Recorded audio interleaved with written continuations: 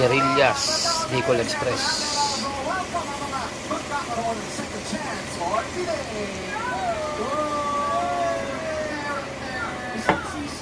Lagay na natin yung pangalawang gata.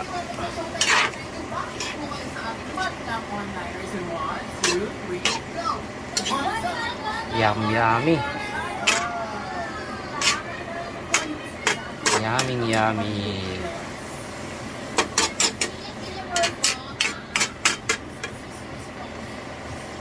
Matagal-tagal na rin. Saan po ito ate? Saan mo na po? Matutuyuan na lang natin yun.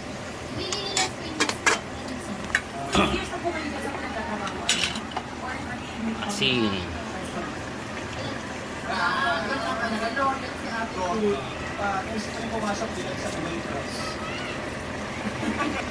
Konting bechi nilagyan ko.